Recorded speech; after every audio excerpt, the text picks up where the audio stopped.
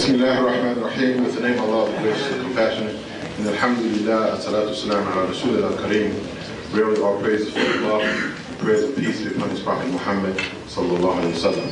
At this time, we're going to hear from Sheikh Yusuf in his response to the questions that you have offered. As you can see, he is going through them very diligently. Even though he's tearing them up, don't think he's just disregarding the questions. He's actually consolidating the questions and putting them in a manner where he can respond to them. There's quite a volume of questions, and I'm not sure if he's going to be able to get to all of them tonight. However, we would like to encourage you to visit his website. That's todayislam.com, and if there are any questions that you have that are not answered tonight, he will gladly answer them for you on the internet, inshallah ta'ala. I'd like to share with you an experience that I had on one of his visits to our prisons in South Carolina.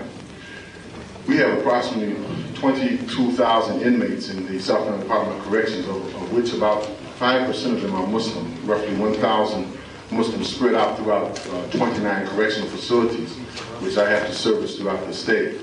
And on one of his visits, he encouraged the men in the particular facility to tell their families about the website. And you know, if you know anything about corrections and inmates, inmate mentality is something that's very, very delicate, and very guarded, to say the least. So he encouraged the inmates to tell their families to go to the website and pull up some information off of the website and print it, but don't read it. And can you imagine an inmate in a prison telling his family member to go to the website, print some information, but don't read it? What are they going to do? Read it. One young man told his sister to do that. She read the information. She went to the mosque in Charlotte, North Carolina, and she became a Muslim. She took her declaration of faith. Alhamdulillah. So I hope that you will get, I know you get your time worthwhile answered in the question that he will be answering. So without any further ado, you know, this is the only man that I've ever met who has elevated pizza to another level. He's ever elevated pizza to another level. When he's around the youth, he'll ask them, "What's brain food?" And they look at each other. Think about material. And they'll look at each other like, "Brain food? What's brain food?" But you know, if you go to any college campus today, and you see them staying up late at night studying, cramming, you know, for the exams, and they eat this food that comes in a big box that comes to them on wheels. And so it must be brain food. You didn't tell us how you say it. All right, he got half of it, but he didn't get all of it. The whole idea behind bringing this up is not just to talk about brain food. And so, because I work with children who are descendants of Arabs many times in the United States, and the children are very Americanized, if you will, and they don't really speak very much Arabic. So the Arabic language is very powerful and has a lot of things, but there's two things that the Arabic language doesn't have. The letter V is in Volkswagen, and the letter P as in Pakistan. So whenever I tell the story of the pizza, I say, "Now would you like me to teach you how to say brain food in Arabic?" They say, "Yeah, pizza." It goes good with Bibsy. And when the man delivers it, he barks the car and comes in with it. I can't believe you stole my material, man.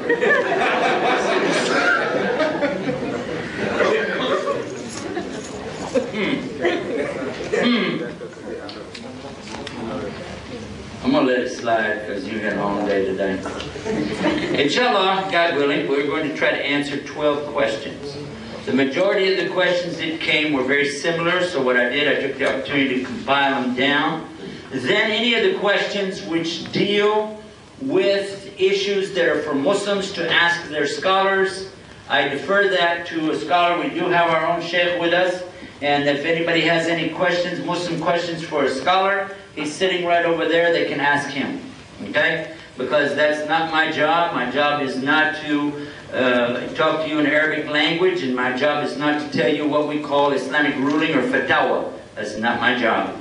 And I'm dealing only with the questions relative to the topic we had tonight. So if you had questions not relative, then you can present them to him, and he'll be happy through translation if you need it to give you any answers you would like, God willing.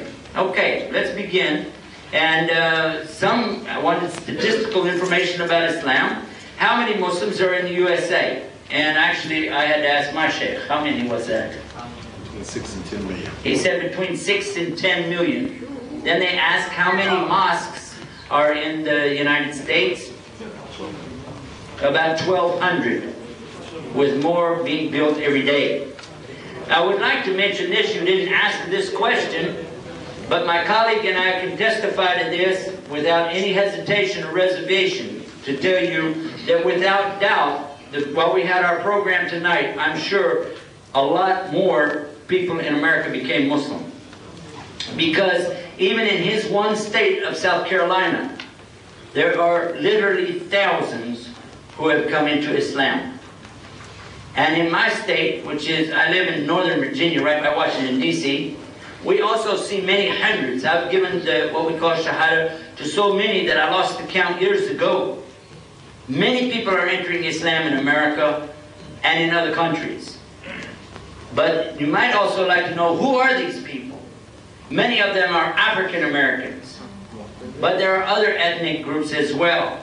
From the white Americans, they don't have a lot of knowledge of it, and it wasn't until September 11th that we started to go on their pilgrimage to Jerusalem. They try, and these are good people. We should give them credit for what they're trying to do. But in Islam, it's very clear that if a person leaves any of the 5 points that I mentioned, they're leaving Islam.